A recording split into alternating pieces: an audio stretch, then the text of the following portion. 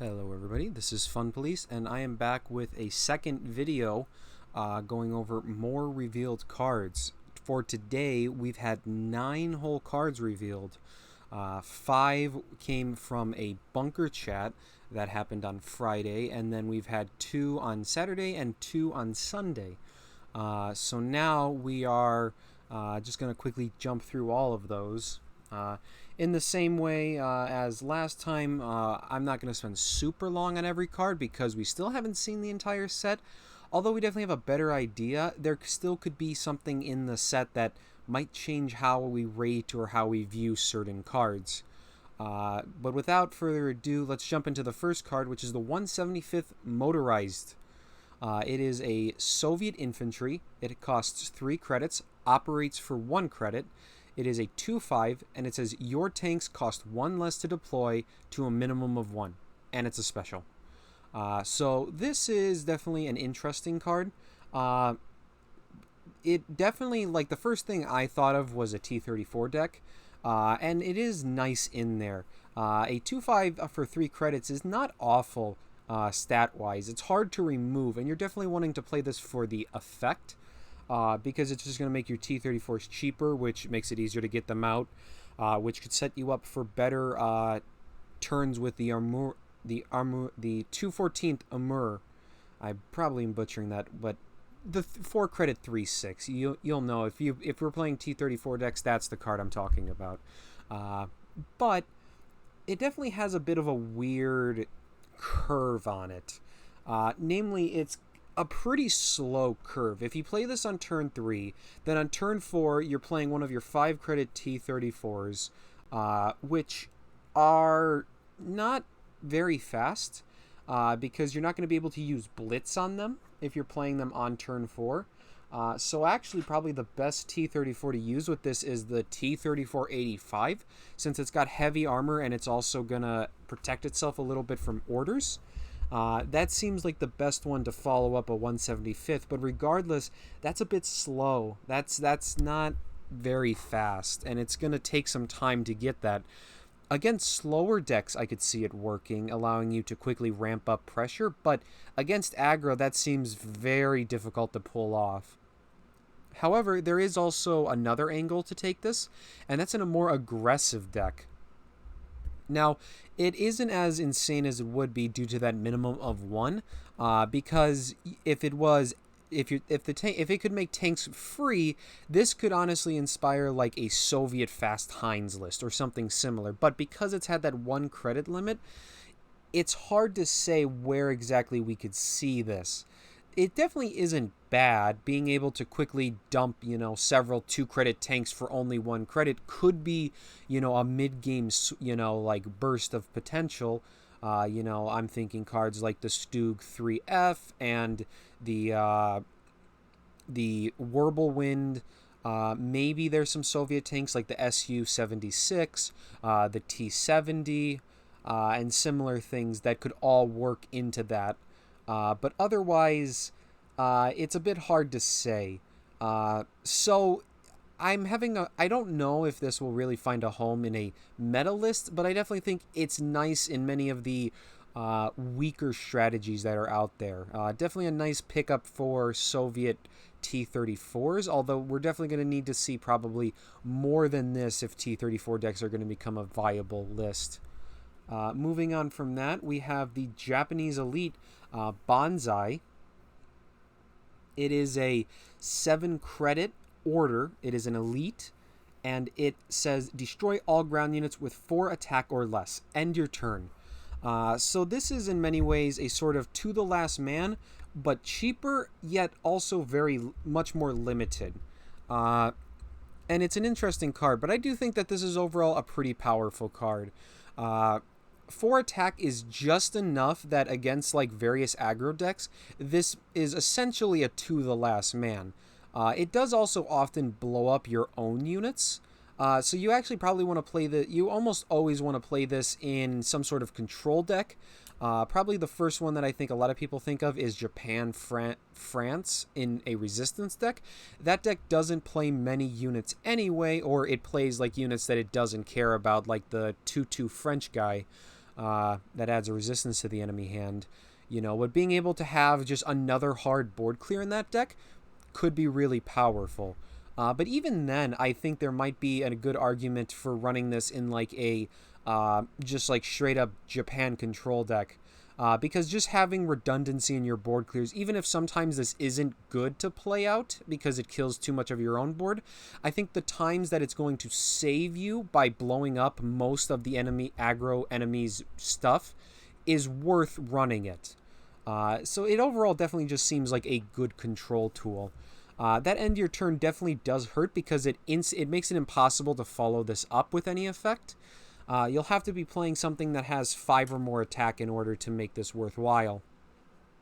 And at best, you're going to have about 5 credits to do so. So it's hard to say, but I'm not seeing I'm not seeing this in every deck, but I do think that I don't see this in anything outside of a control deck, but I think within the control deck, it's probably a pretty good inclusion. Let's go on from that to Envelop, the German elite. It is a 3-credit countermeasure, and it says when a unit moves into the front line, destroy all units there. So it is a missing, except super powerful, super just enhanced. Being able to blow up everything in the front line is a pretty big effect. That's going to really could seriously hamper an enemy's board development if they don't play around it. Probably the only issue I see with it is that you need the enemy to have several units in the front line, and then they need to move more up into it in order to get the most value out of this. And there definitely are scenarios I can think of where that's good, and this will definitely be very powerful when it works. But usually, if the enemy has a couple units in the front of the board, they can spend their turn just either developing, attacking, or buffing them, and kind of just making you waste 3 credits on that.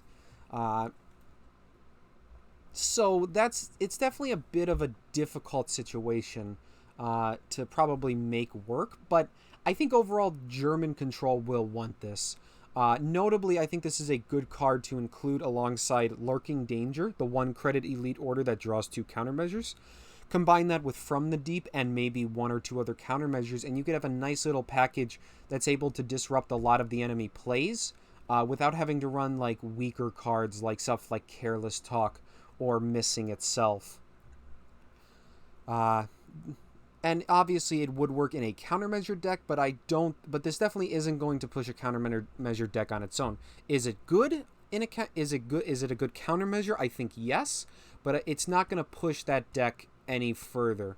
So it's more so of a control tool right now, although it is potentially a very strong one.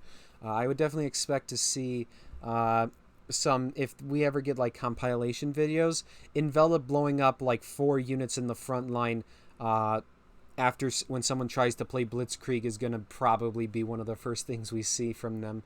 But beyond that, we go on to the US Elite, which is Mass Deployment.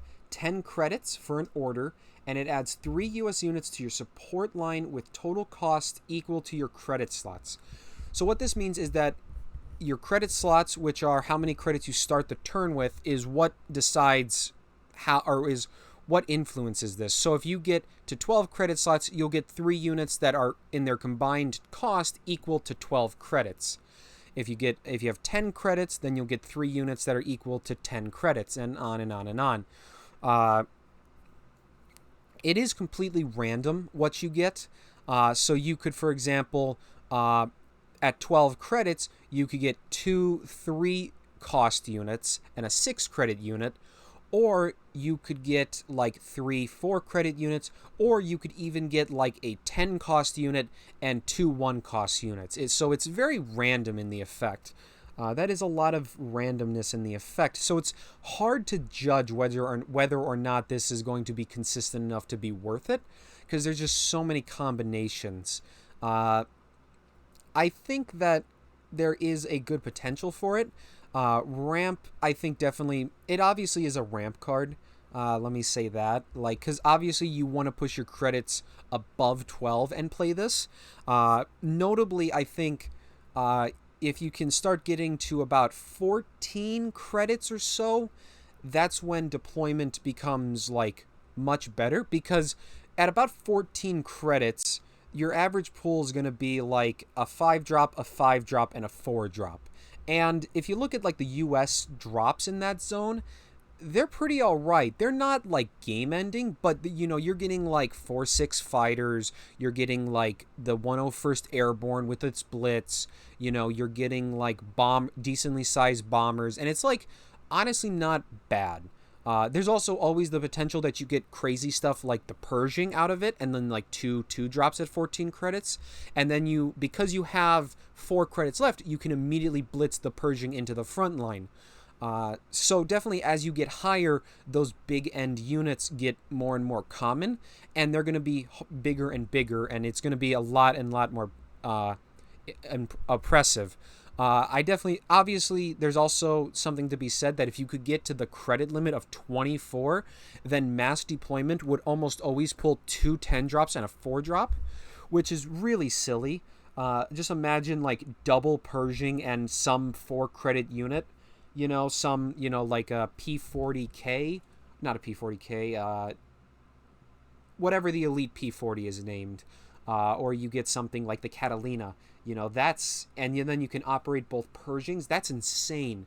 But definitely more so of a meme strategy than anything.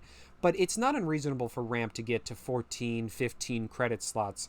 And I think if you can get to that range, mass deployment is going to be, on average, pretty consistent in either pulling one big unit or several mid-size units, and overall be worthwhile. I definitely think the floor, though, to play it is at 12 credit slots.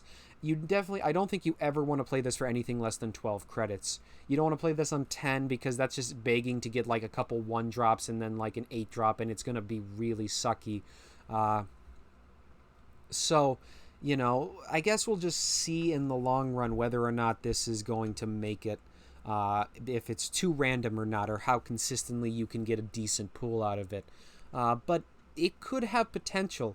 One last thing is that it's interesting because it's a single card board flood. Ramp is often taking most of its turn playing one big unit after another, and mass deployment kind of bucks that chain by putting out just 3 units at once.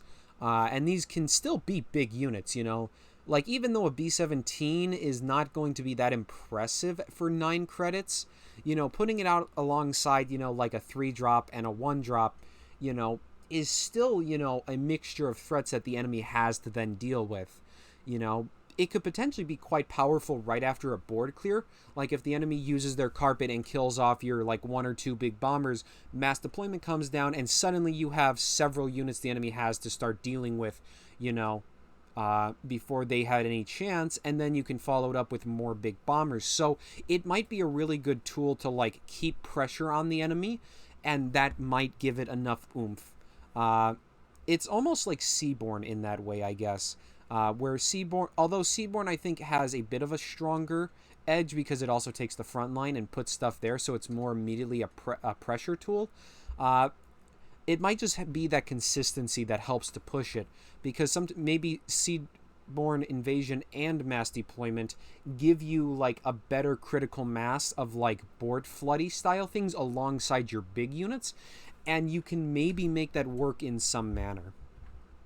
But we will see. Then let's go on to the final card that was from the live stream, the 74th Silesian Regiment. It is a Polish common card. It is an infantry. It costs 2 credits, operates for 1. It is a 2/2, and whenever an enemy unit moves into the front line, pin it. So that is potentially game-breaking against certain decks like Fast Heinz if they can't deal with it. It is quite weak at a 2/2. And is pretty easy to remove, but some decks like Fast Heinz don't often run a lot of damage dealing orders, instead relying on efficient trading. So if the Silesian comes down early, being able to delay everything they do by an entire turn is kind of insane, and if you start tucking this behind guards, it could just like brick decks until they get board cleared, and then Heinz has no chance. It definitely seems very strong. Although we will have to see if there is enough, if it's strong enough to boot out any other Polish cards, because it is going to be competing for those slots.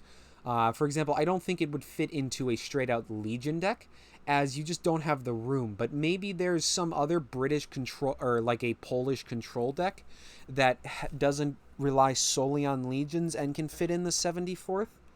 But I think overall it's definitely a pretty powerful card, and we'll probably see play at one point or another. Moving on from that, we got the Jabrig's Pioneer 95. This is a 1 credit, 1 operation cost German infantry. It's a special, and it has Alpine, and then at the start of your turn, gain 1 additional credit. Notably, that is just a 1 credit for the next turn. It is not a credit slot, so you only get it as long as the Pioneer... It's essentially only as long as the Pioneer alive do you get that extra credit. And it only lasts for that 1 turn. But regardless, this seems pretty powerful. There's a lot going for this. Obviously, it's an Alpine unit, and it's going straight into any Alpine deck, and Alpine is going to love this card. It is another 2 1-credit Alpine units, so you're reaching... It's a German unit, so you don't have to cut any Italian Alpine, and you're starting to reach a critical mass, I think. Like, I would say that with the 4-3 Alpine for 3 credits that was introduced in Germany last expansion, and Pioneer now also coming in, you're really going to start seeing a lot of Alpine out there, because it's just getting more and more tools to start snowballing faster and faster. And there's also the benefit of, at the start of your turn, gain 1 additional credit. And that's going to potentially be insanely powerful. In fact, it might be so strong, you run this in decks that don't normally run Alpine. And you just use it as like a 1-drop. And if the enemy doesn't kill it, you have 3 credits on turn 2, which allows you to, say, play a 2-drop like a Whirlwind and then blitz it into the front line. Or play out like multiple other units. And that is... potentially quite powerful. We'll have to see if it doesn't, if that effect is strong enough to make it see play outside of an Alpine deck, but definitely within an Alpine deck, this is another boost towards it. And I could honestly say, I think we're getting really close to seeing Alpine be a legitimate deck. It's getting enough cheap Alpine units that it could, in the early turns, build a pretty substantial board. And if it does that, it's gonna get very silly very quickly. Because Alpine, once it gets going, it goes crazy. And it just gets so big and so ridiculous. So we'll have to see. But I definitely think that, like, we're not far off from seeing, like, a German-Italian Alpine deck becoming, like, a serious meta contender. Probably the biggest thing standing in the way is Heinz and Soviet Value, which are 2 of the most popular decks at the moment. But the meta might be shifting, because there has been a balance patch announced that will be coming around the time of Uprising. So if those decks get nerfed, which I'm gonna bet they're probably gonna take some change, we might see Alpine, really step up. I want to point out, notably, Alpine is disgustingly good against British control. Many British control decks don't have that efficient early to mid-game removal to stop you from building a big Alpine chain. And once you get going, their carpet bombings do nothing. And neither do a lot of their other effects. And that's going to just possibly make Alpine, really have, this niche where it just absolutely smashes decks that try to be too passive against it. Beyond that, we have the Red Devils, a US card. It is a 1 credit, 1 operation cost infantry. It's a special. It is a 1/3, and then it has Blitz, and then it has the text, it costs the enemy +1 credits to target or attack this unit. I think this is very nice for US aggro decks. Because it's very good at just helping to slow down the enemy from retaking the front line against you. And that's one of the biggest things that the US deck really wants to have. Being able to control the front line turns on its things like M4, like the M4 Sherman, the 99th Battalion, or Regiment. I forget the exact name. The 2-3 that bounces something if you control the front line, and also some other things. The Red Devils do that very well because that +1 operation, or that +1 credit to target it, makes it pretty annoying to deal with.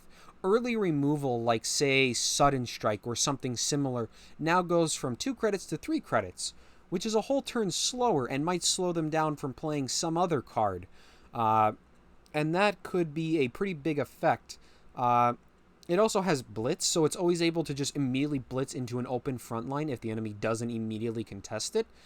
Turn 2, this can be quite annoying for certain decks to deal with. Even something like Heinz, for example, even if they make their units operate for free, the Red Devil is going to force them to pay 1 credit per attack.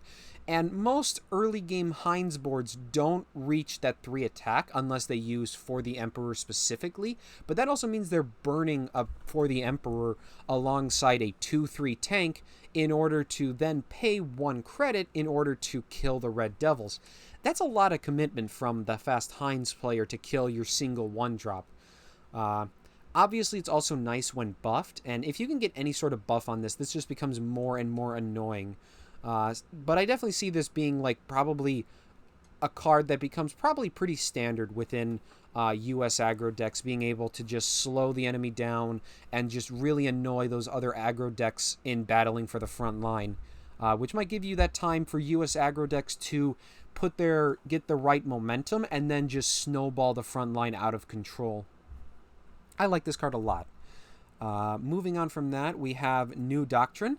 It is a 1 credit Japanese order. It's a common, and it says remove cannot attack the enemy HQ on target unit. So this is very interesting. There's only a small amount of units that can do this, and probably the first one that, looking at them, the first one that stands out is the KI-80.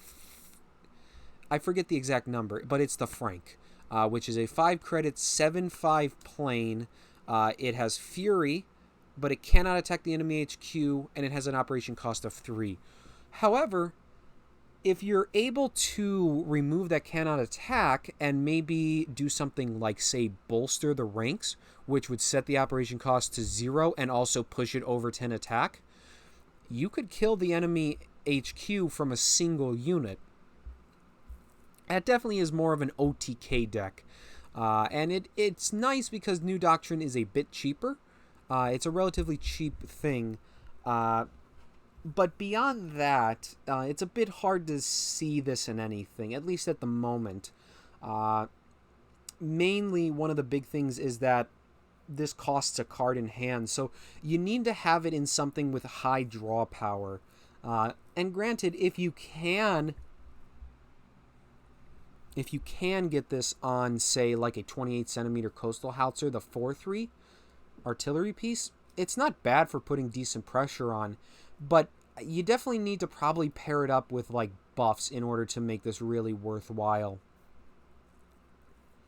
Because it's very difficult to be paying 3 credits to deal that 4 damage every turn. And many of the other units fall into a similar category, or they aren't big enough, like the new 2-1 bomber that can't hit the enemy HQ. So it's in a bit of an awkward place at the moment. Probably just an OTK card, seeing as we've seen all the Japanese cards, unless the balance patch changes something, which maybe it could. Maybe there's a change, or maybe they end up buffing like some more of the cannot attack HQ units and making them good enough to run normally, and then maybe that makes New Doctrine worth playing. But we'll have to see. If anything, maybe it's like a 1 or 2 of, and then you just use like the 28 centimeter coastal howitzer and Franks to control the board, and then you can just like slap a New Doctrine on it and just smack the enemy really hard without them expecting it. But that seems clunky in a control deck compared to just like running more removal and probably more efficient units. So probably not the most impressive card until we get more that fits into this seeming archetype that is being pushed. And then we have the final card for today, which is a big one. It is the Churchill Mark III AVRE, a British elite. It is 7 credits, 2 operation costs for a 5/7 tank. It has heavy armor 1 and deployment. All enemy ground units must retreat. This is practically the British version of a Leopold. Although definitely not as powerful as the Leopold due to the fact that it doesn't bounce everything. It only hits ground units, and it's only returning to hand the ground units in the support line. The AVRE is definitely a lot weaker than that. That doesn't disregard the fact that it is still quite good. It also has notably a very hard to kill body. 5/7 is very big. Heavy armor makes it hard to trade into, and you're still bouncing the enemy, back line. Although there definitely is some pain when you bounce like a good deployment effect because you can't target this. So, I definitely think most British control decks are going to run this. It's big, it's fat, it's just really solid overall. Honestly, there's not a whole lot to say. It's just really good. I don't think it's going to be it's not going to be like the same power level as Leopold, but still a bad Leopold is probably still pretty good. I know that the ME-262 is going to be brought up, and that's not very good, but I think that ground units are overall more effective, and I think the body on the Churchill is overall a lot better also.